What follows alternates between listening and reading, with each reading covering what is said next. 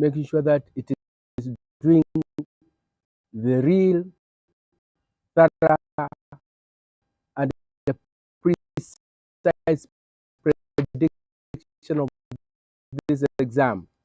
And I will do so following the content from these books. You can see this one is KPSEA asks about questions from the previous classes and even the current classes. That's why I have this book, Social Studies for grade 5. I also have this one for grade 6. I've sampled questions from all these levels. And then I've not forgotten about intensive social studies, which was very good during KCPE, but again, it can be of great help in sampling questions and prediction for this grade. Then I've also looked at our lives grade 6. So these are some of the books I've sat down as a great teacher, and I've come up with the revision questions to predict this exam, which is commencing tomorrow. And boys and girls, my only success I can give you is to sit back, relax, so that I can give you some of the possible areas to be tested. And these areas, to me, the prediction is sure bet, 99%. So you can easily get a question like this one on next week. For example, you can get a question asking about the immediate neighboring countries to Kenya, the immediate neighboring countries to Kenya. So this question is about who is our neighbor to the north, who is neighboring Kenya to the east, who is neighboring Kenya to the west, who is neighboring Kenya to the northwest, who is neighboring Kenya to the southeast, etc., etc. And I want to say, I'll mention country and direction. To the north, our neighbor is Ethiopia, and to the east, our neighbor is Somalia, that is to the east, and to the west, our neighbor is Uganda, while to the south and the southeast, Kenya is neighboring Tanzania, and to the southeast, Kenya is neighboring the Indian Ocean. So boys and girls, don't just take this one for granted. In KPSEA, you are most likely to get a question about who is Kenya's immediate neighbor. If they ask you that question, you should know who is Kenya's neighbor to the northwest, and that is South Sudan. To the north, we have Ethiopia. To the east, we have Somalia. To the west, we have Uganda. To the south and southwest, we have Tanzania. And then to the southeast, we have the Indian Ocean. Then I'm also predicting this. I'm also seeing a question most likely to come from this area. The longitudes and about the longitudes and the what? And the latitudes. Remember, we have discussed that in the totality, we have 180 degrees of latitudes, and in totality, we have 360 degrees of longitudes. Now, I don't want to go back to that, but I want to dwell.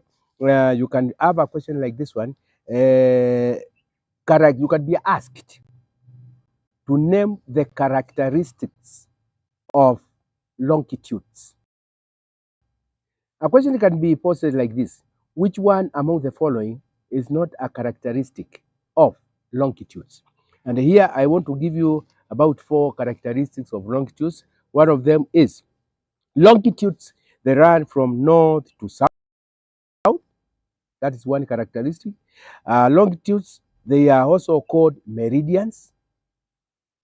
Longitudes are 180 degrees. There are 180 degrees of longitude east of prime meridian and 180 to the west. In total, they are 360 degrees. East of prime meridian, 180 degrees. West to the prime meridian, 180 degrees. Total, putting together 180 degrees to the east, 180 degrees to the west, they amount to 360. And then the other characteristic of longitude is that longitudes meet at the poles. That is North Pole and the South Pole. So boys and girls, put into remembering that one. Then the other one, which I'm foreseeing, another area which is like to be tested, is about the legs. And one area they may likely test you is on Oxbow legs. And here I want to sample examples of Oxbow legs in Eastern Africa. Here I will mention the leg where found country, because most of these legs, Oxbow legs, they are found where a river has been blocked. An example, for example, we have Utange, Lake Utange. This one is found on River Rufiji in Tanzania. Then we have Kanyaboli, Lake Kanyaboli in River Yala in Kenya. Lake Ngambi, River Tana, Kenya. Then there's Shakababo, Lake Shakababo, found River Tana, that is in Kenya. And then there's another one, Bilisa, Lake Bilisa, found in River Tana, and that's in Kenya. Those are some of the Oxbow lakes, which are very common. They are commonly tested. Lake Utange, River Rufiji. Lake Kanyabola, River Yala, Kenya. Gambi, Tana River, and many others. So another area which is likely to be tested is on physical features. Remember we said physical features, these are the things, the natural things. We see them appearing on the Earth surface. And these physical features, they are those which are relief, they are those which are drainage. Now, here is this question. Which physical feature is shared by most countries? There are some physical features which are shared by maybe 2 countries, others by 3 countries, others by 4 countries. For example, Lake Victoria is a physical feature shared by 3 countries. These are Kenya, Uganda, and Tanzania. What about Mount Elgon? Mount Elgon is a physical feature which is shared by 2 countries, simply because it is at the border of Kenya and Uganda. So it is shared. Part of it is found to the Kenyan side, and the other side of Mount Elgon is found to the Ugandan side. That one is shared by 2 countries. Lake Victoria, I've seen 3 countries. Mount Elgon, 2 countries. What about Indian Ocean? Indian Ocean in Eastern Africa is shared by 3 countries. These are Kenya. Kenya has got access to Indian Ocean. Somalia has got an access to Indian Ocean, same as Tanzania. What about the Rift Valley? The Rift Valley, it is shared by so many countries. It passes through so many countries. It is connecting so many countries. For example, it is shared by Eritrea. Part of it is in Eritrea, Djibouti,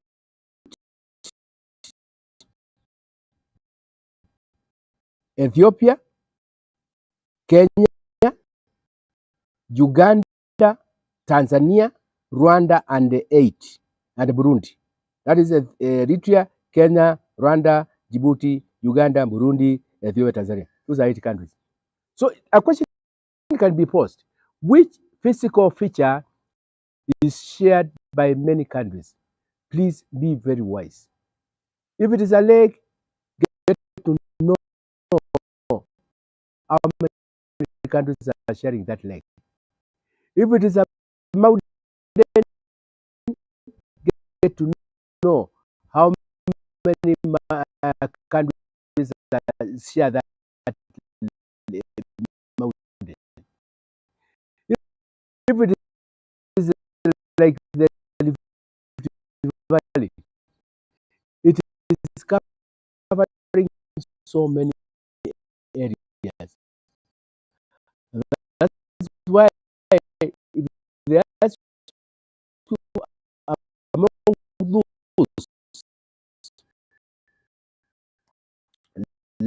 Lake Victoria,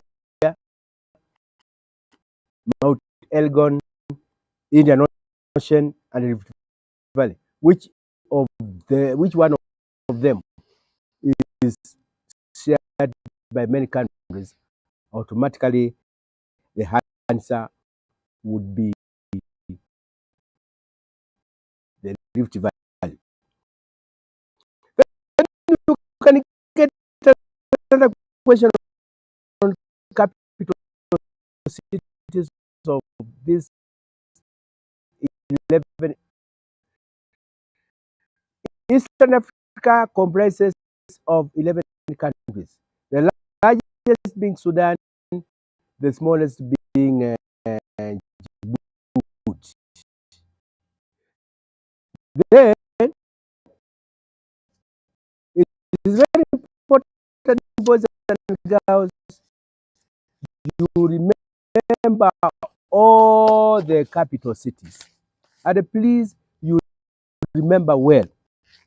For example, the capital city of Sudan is Khartoum. The capital city of Ethiopia is Addis Ababa. The capital city of Tanzania is Dodoma. Although Dodoma is not the largest city in Tanzania, we know very well the largest city in Tanzania is Dar es Salaam. But due to the centralized, due to the center of where this Dodoma is found, Dodoma was deemed to be more centralized compared to Dar es Salaam, and that's why it was the best option to be Tanzania's capital. South Sudan, we have Juba, although there are plans to move the capital city from Juba to Ramshell. Then Kenya is, of course, Nairobi. Uganda, it is Kampala. Eritrea is Asmara. Burundi is Bujumbura. Although, in the year 2011, the sitting president during that time, he proposed Gitega to be the new capital city. But for a city, for a town to be elevated to that position of being a capital city, it must undergo what we call parliament vetting. It must be vetted by the parliament. And therefore, once he proposed, it has not been communicated. It is not known whether it was vetted. But so as we sit now here, as we talk now, Burundi, the capital city, remains to be Bujumbura. Although they were suggesting Bujumbura to be the economic capital city, and Gitega to be the political city. The capital city of Rwanda, automatically it is Kigali, a country which is very, very fast. But when you compare the size of Rwanda, it is like that one of Kiambu County. Then we have Djibouti, the capital city of Djibouti, automatically it is Djibouti. That one of Eritrea is Asmara, and those are the capital cities. These people are they can trick you. They can even ask you about the sizes. So get to know the sizes in terms of kilometers square of each and every country. Remember, the largest is Sudan, and the smallest is Djibouti. Also, other than that, get to know how many kilometers, how many square kilometers. Then, there's another question. In which vegetation zone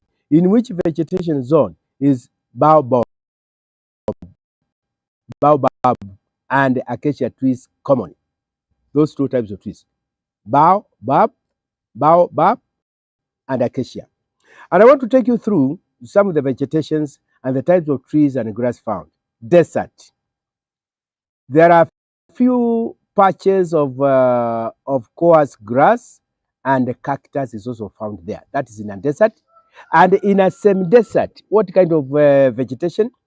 Thorny trees, e.g., and also thorny trees. For example, these are like cactus, like baobab, euphorbia, and also acacia. Those are found in semi-desert. What about in mountain vegetation?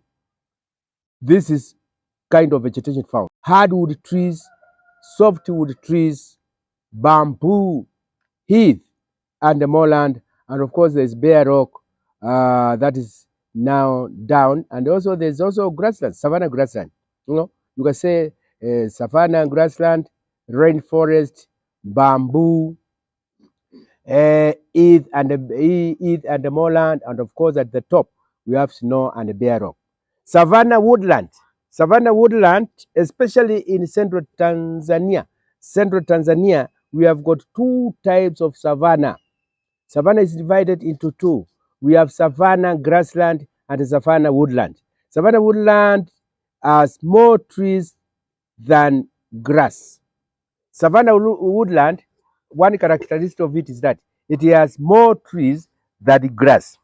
And that's why it is called savanna woodland. And the most common trees found there are acacia and the miombo woodland. For example, miombo woodland of Tanzania.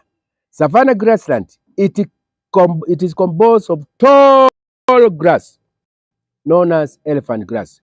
And this grass can grow as far as 2 meters. Say 2 meters or 5.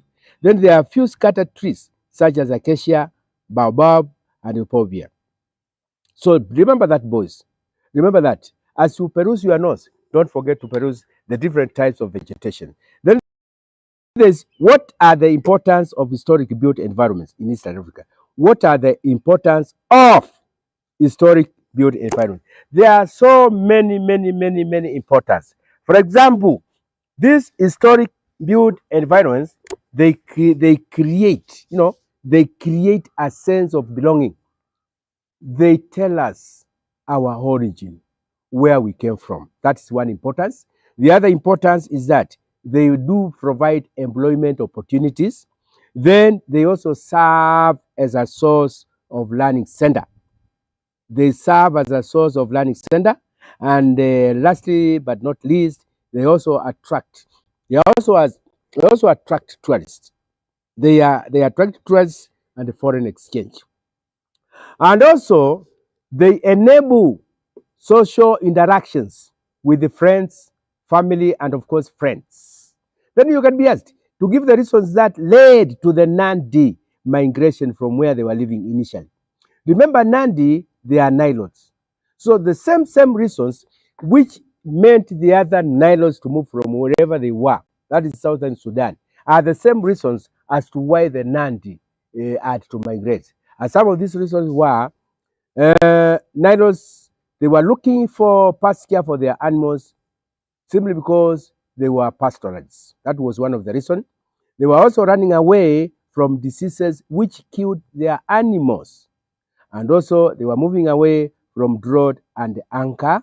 And also they were running away from hostile neighbors. Then we're going to get into another question like this. What are the symbols of that promote national unity? There are these two things. There are symbols of unity, and there are factors that promote national unity. So here you can be asked about what are the symbols that promote national unity. There are quite a number of them. For example, number one, it is the national flag. Number two, the coat of arms. Number three, the national anthem. And of course, the public seal, which is the government stamp.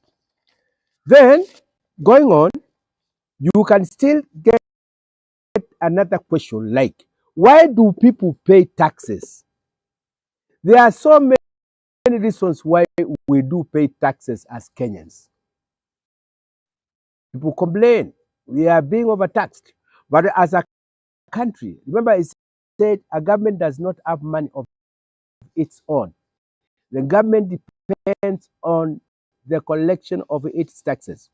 And I want to give you, I'm seeing a question coming from that area. People pay taxes.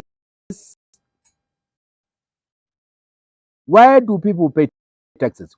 One, paying taxes help the government to raise money for development. It also helps the government to pay, these taxes helps the government to pay salaries to civil servants. These taxes help the government to purchase goods and services for use.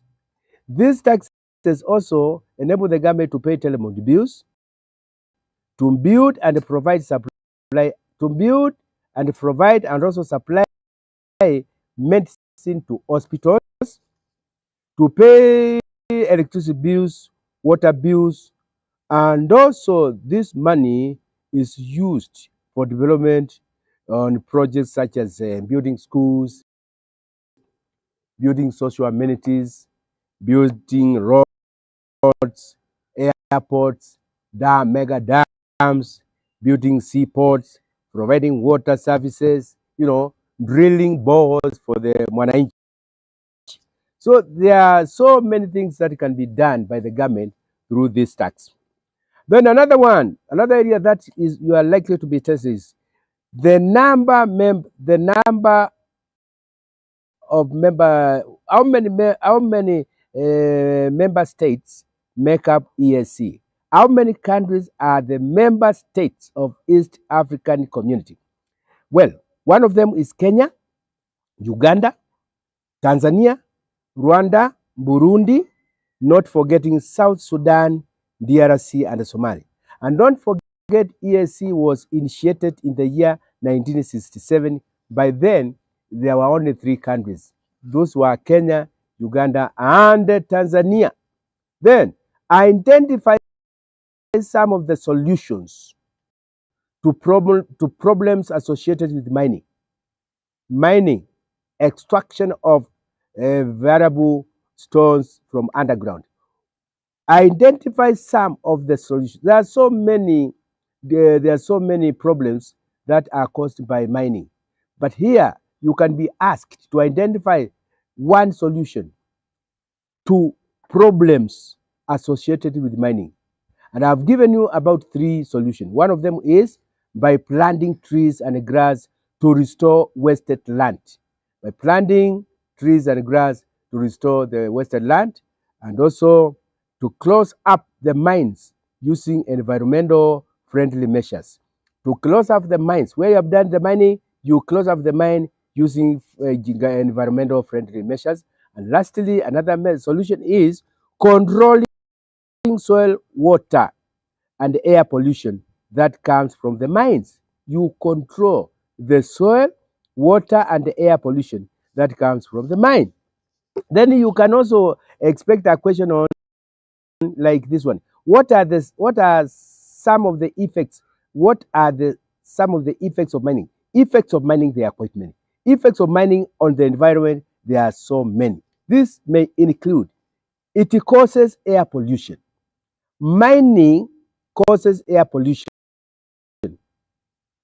It also causes water pollution. It also causes wastage of agricultural land. It also causes, or rather destroys, the landscape and the beauty of the land. And it also leads to displacement of people. People are displaced. They are moved from their original land to another land. Then you can get a question on which one of the following human rights is not exercised by children below 18 years. Number 1, you have to understand how many, at your level, how many types of human rights do you learn? We have what we call social rights, we have political rights, you have what we call economic rights. So here, you can get a question like this one. Among the following, which one is not a right for young people below 18 years? A, right to food, right to education, right to marry and have a family, right to live. Well, the one which is not a right to a person of that age, it is C, which says right to marry and have a family. At 18, you are yet to marry. You are not supposed to marry at that age, but maybe after 10 years, you can marry because you are seen to be a minor. Historical built environments and the country found. Historical built environments and the country found. These historical built environments, they are very important and they remind us about the past.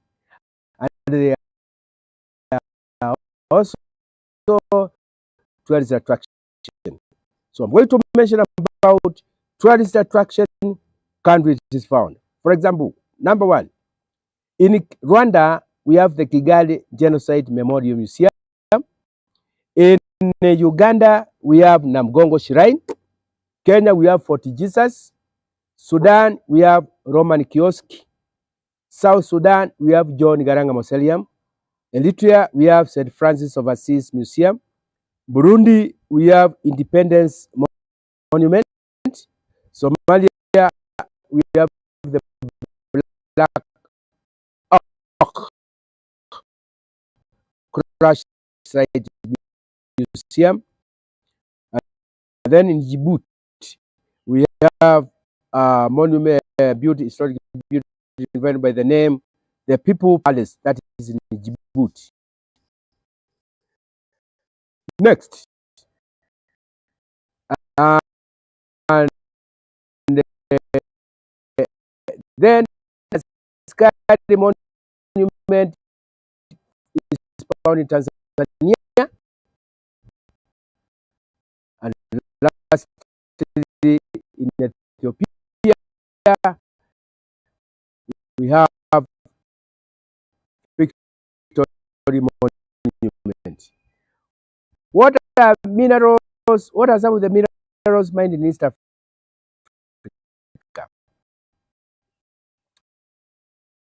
In Kenya, these are the minerals, the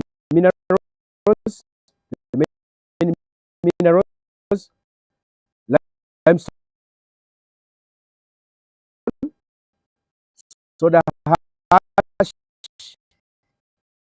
salt, gold, crude oil, at ngamia, diatomite,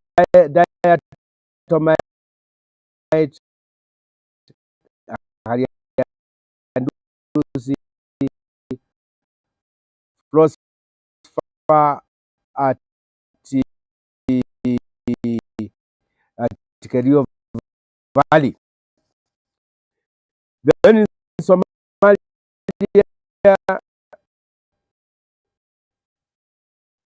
the minerals are uranium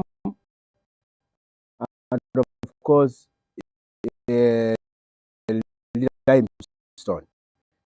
Tanzania we have limestone, salt, and diamond. Tanzania has got quite a number of minerals mined. Then in Rwanda, we have natural gas. Burundi, we have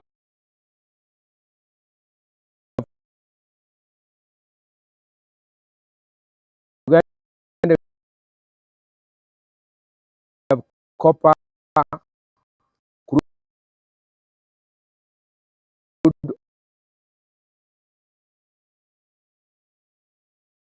oil, limestone, salt, and diamond. South Sudan, we have crude oil. Sudan, we have crude oil, gold, zinc, limestone, and salt. While in Eritrea, the mineral is limestone. Again, in Djibouti, we have limestone and salt. Then, with that one, boys and girls, I want to wish you well as you wait for the exam, and remember, when you are waiting for the exam, you need to revisit these books I've just shown you.